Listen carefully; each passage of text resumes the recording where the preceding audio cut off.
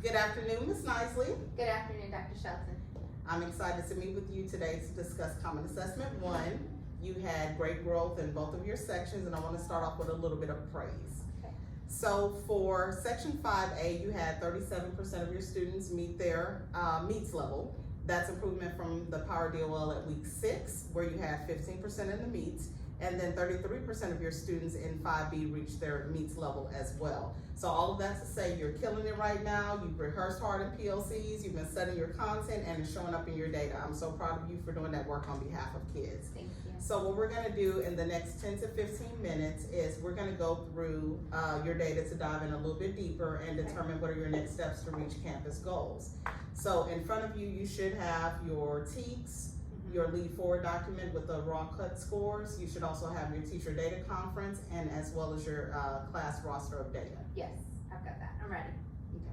All right, so let's start off with domain 1, which is student achievement. Okay. We're gonna work on section 5A, so let's refresh ourselves on the math department goal. What is our goal for domain 1?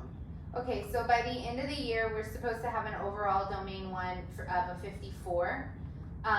We're gonna say that 75% of our students are at the approaches level, 50% of our students are at the meets level, and 36% of our students need to be at the master's level. Okay. And then let's look at your particular section 5A, and let's write down those percentage of students reaching approaches, meets, and masters, and what that domain 1 is. Okay, so I had 27 students that tested in this section, and I had 2, 4, 6, 8, 10, 12, 14, 16, 18, 20, 22 out of 27 that were at approaches.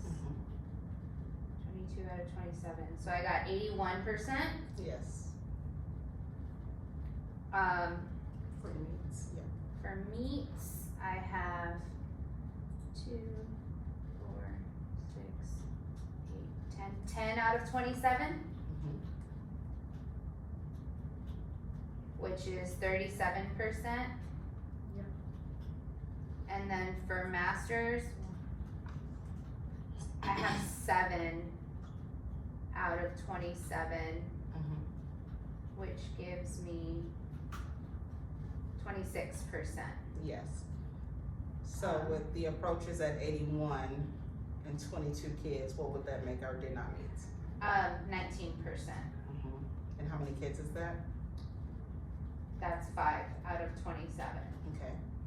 So what is that domain 1 for section 5A? 81 plus 37 plus 26 divided by 3. It's a 48. Okay, so 48. So now what I want you to do, now that we have this, I want you to calculate the difference between the two, like with plus and minus signs Okay. in each band. Okay. So I'm 6 points away from meeting our domain 1 goal.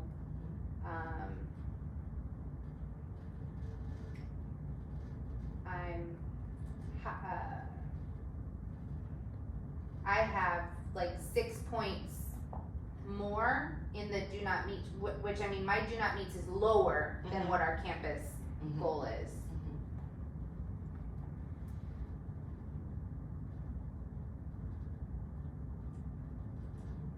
I'm 6 points higher in approaches than our campus goal. Yeah, which is awesome.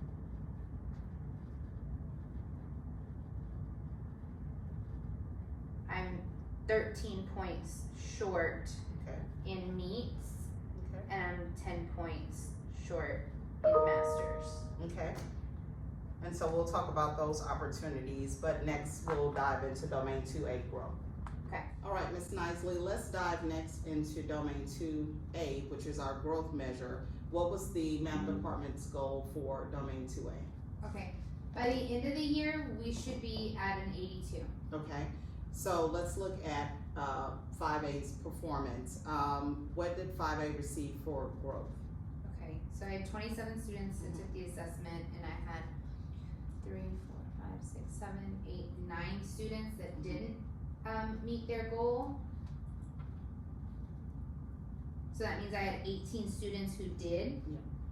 And 18 out of 27 is 67% of my class met their goal. Okay, so now let's calculate that difference between 67% in 5A and the actual campus goal of 82%. Okay, so 82 minus 67 is a negative 15. So I'm short 15 points Okay. from the campus goal. Okay, so now that we have that data, let's take a dive deeper into the student level data. Okay. All right, now let's take a dive into the student level data where we may have some opportunities that will help us before ACPs and possibly even on the next Power DOL to move closer to reaching our campus goals. So based on your roster, I want to give you about 3 minutes to write down the students according to each band they're in. And so I'm going to set the timer for about 3 minutes. Okay.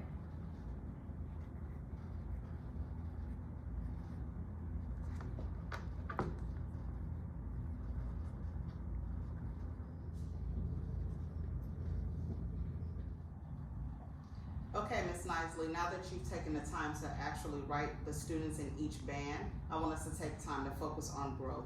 I want you to take about 30 seconds to highlight the students who did not reach their growth goals. Okay.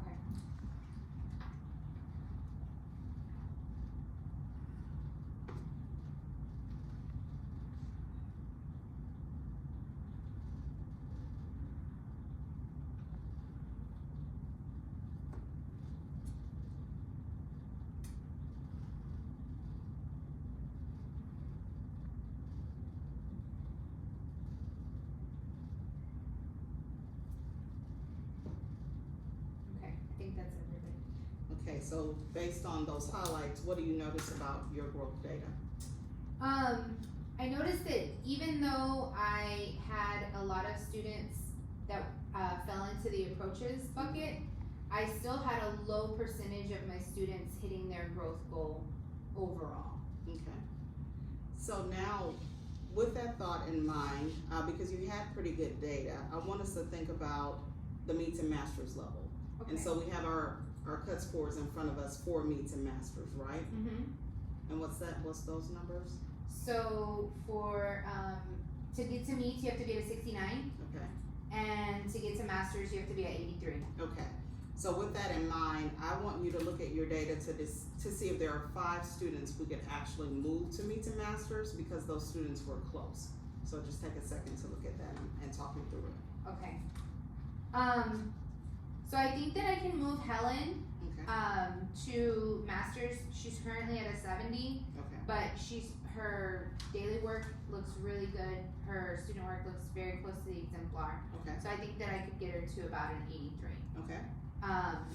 So I'm gonna put her in my master's bucket. Okay. I also think that I could possibly move Leilani, into meets. She's currently in approaches, Okay. but she's about 2 questions away. She's at a 60 right now. Okay. Luis Garcia, so he's supposed to be at masters. I don't know if I can move him to masters by ACP, but I think that he could at least get to meets because he's at a 60.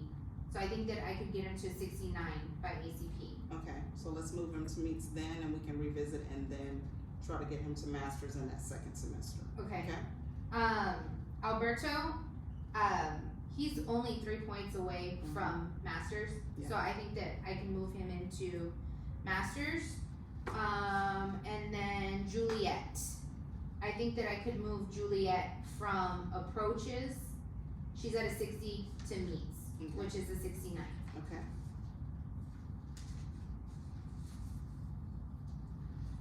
So with those 5 students identified, let's recalculate meets and masters to see what that would look like. So what would meets look like for how would the data change? So that would take my meets, well my approaches will stay the same because I'm not moving anybody there. But my meets, I would go from 10 out of 27 students to 13 out of 27 students, which gives me a 48%,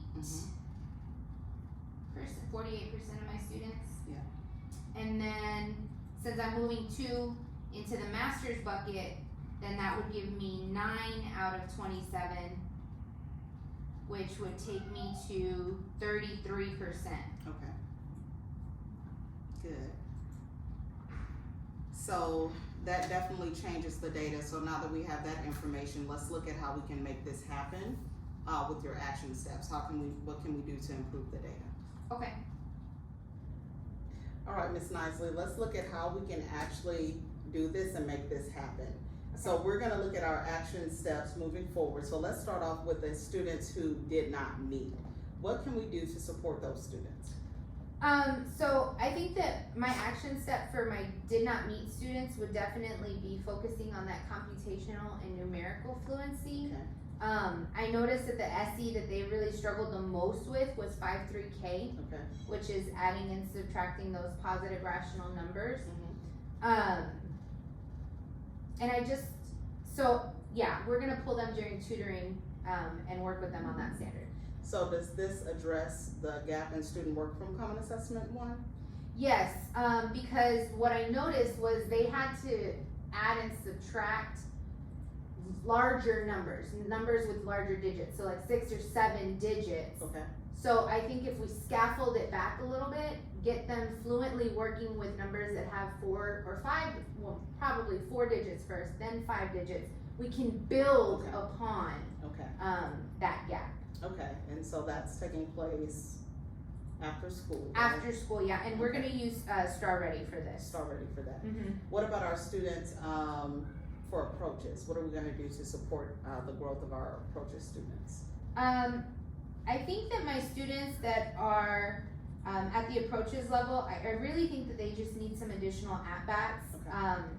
That SE 5-3K definitely still applies, Mm-hmm. but I also noticed that a lot of them also struggled with 5-4F, Okay. which is to simplify numerical expressions up Mhm. to 2 levels of regrouping. Yeah. So my plan for them was to pull them to the small group table and to Okay. really be intentional about pulling those approaches kids to give them those additional at-bats. And I'll likely use motivational math for that one. Motivation math.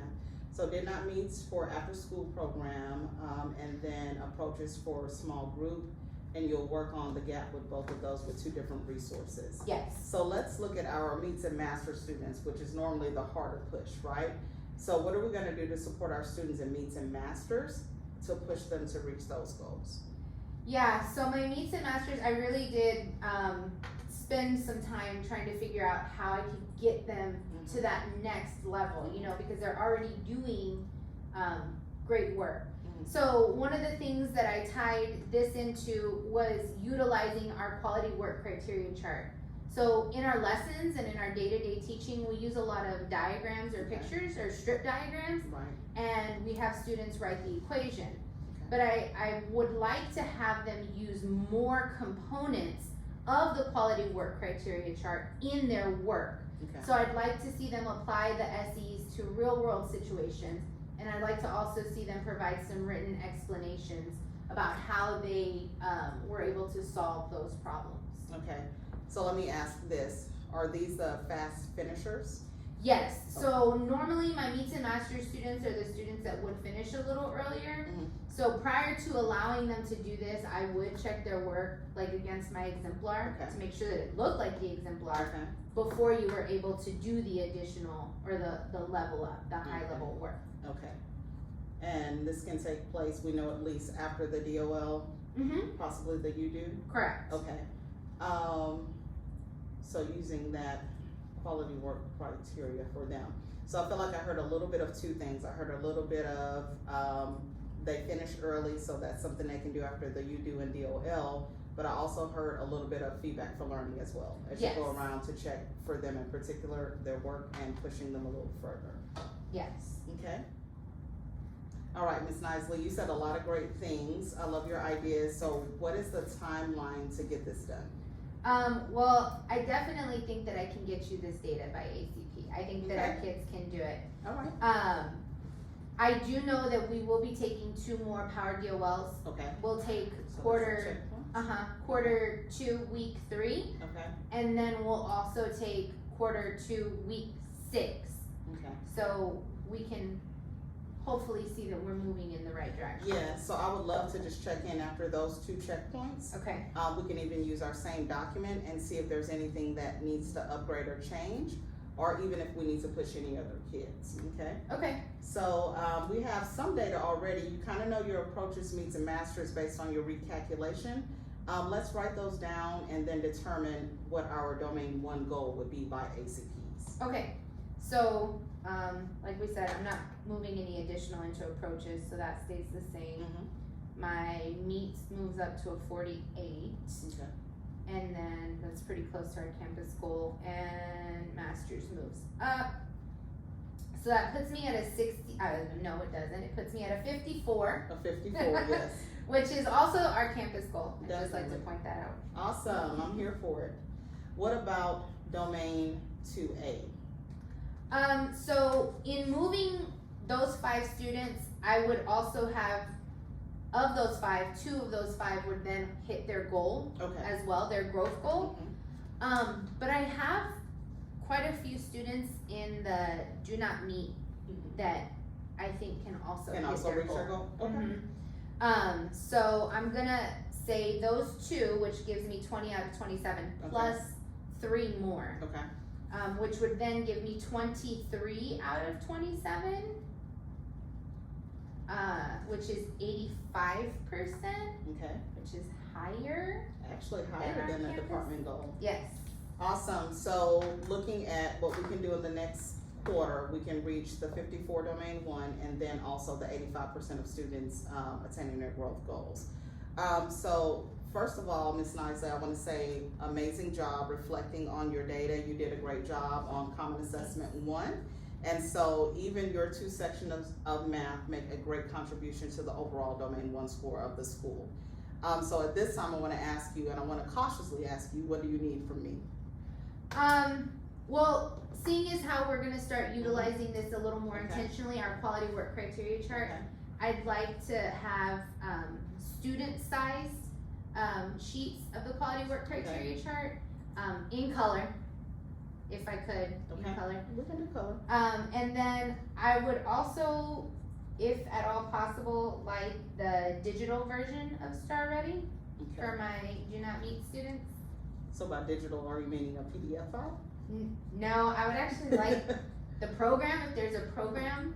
If there's funding, so we'll for sure get that quality work criteria copy in color for you, for every student, that you serve. And then I will get back to you about that Star Ready and digital, Okay, okay? Right. All right, well, thank you so much for your time, I appreciate it. thank you, Dr. Shelton. Okay.